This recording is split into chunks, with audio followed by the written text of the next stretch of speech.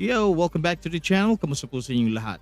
So, Hiyuki at S0 cannot reach her full damage ceiling right now because the game literally does not have the third piece she needs.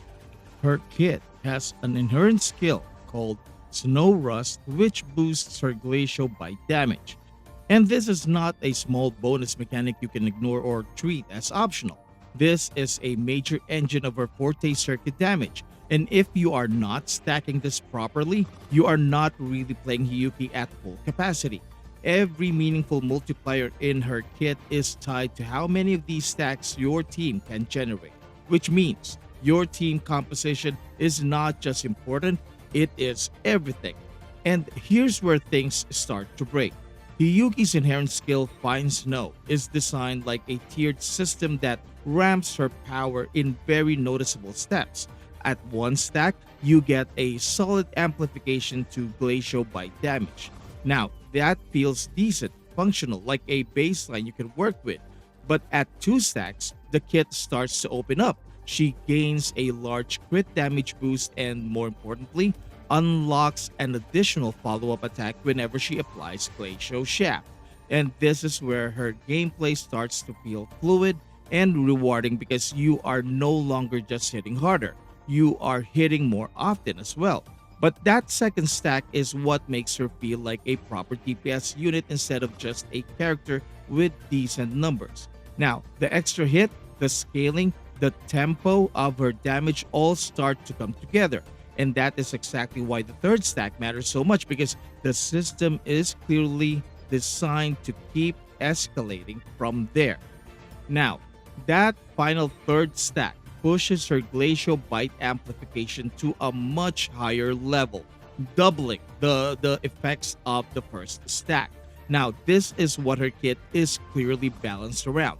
This is what her numbers are trying to reach. The problem is you cannot get there at the moment. There is a hard restriction in her design that most people tend to get confused at. Now, each resonator in the team can only contribute one Snow Rust stack. It does not matter how many times a character applies their status. One character equals one stack. Technically, that is the case here. No exceptions, and currently only Chisa and Linnae can add to it. Now, those effects are very specific. Glacier Shaft, Havoc Bane, or Tune Rupture Shifting. Hiyuki herself already covers Glacial Shaft, so she gives you one stack immediately. But for your second slot, you have a problem. Linnae can apply Tune Rupture Shifting. Chisa can apply Havoc Bane, but only one counts towards a second stack. Apply one and the other won't count. It is a mistransliteration issue that has to be cleared up. And then you hit a wall, because if you want three stacks, you need another unit who can apply another Glacial Shaft stack, and aside from Yuki, no one else currently can apply it. So your total stays locked at 2 permanently, unless you unlock her third sequence or the game introduces another unit that can apply Glacial Shaft. The common theory is that Lucilla will fill that role, but she is not confirmed yet. We are not even certain she will be a Glacial unit. Everything is still up in the air. Now, this is not a minor loss. At 2 stacks, you are missing a significant portion of her intended amplification.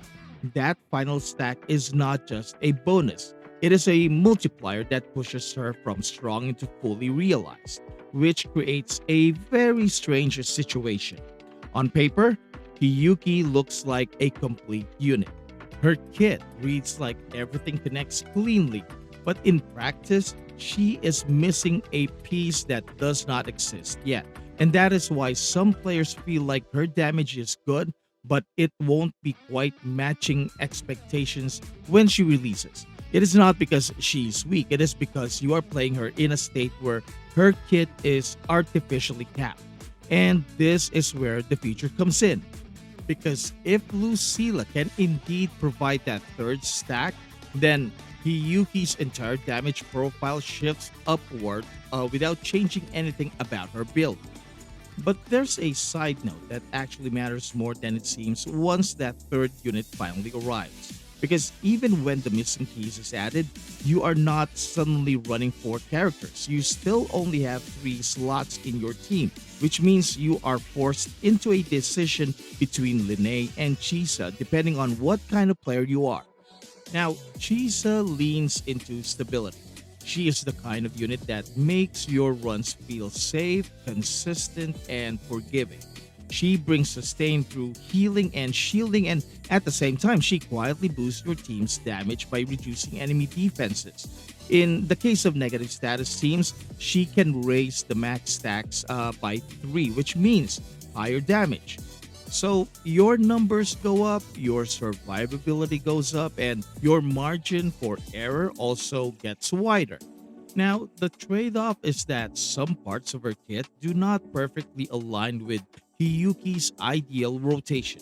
So you are choosing comfort over optimization here.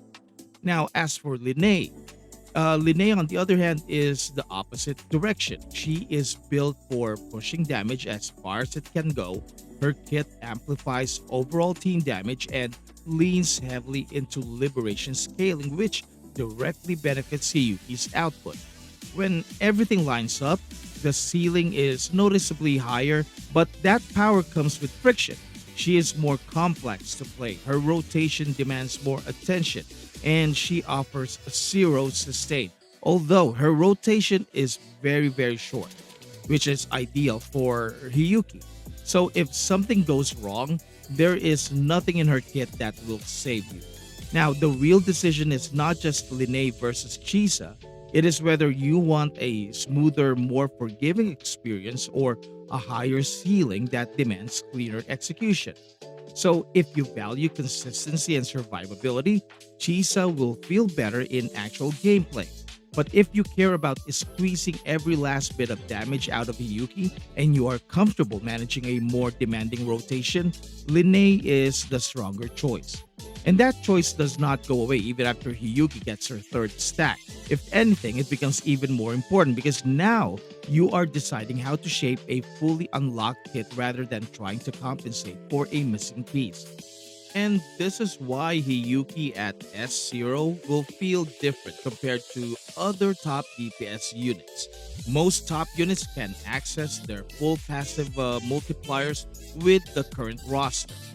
But for Hiyuki, you cannot say the same thing right now upon release because she is effectively waiting for another resonator to exist in order to be optimal.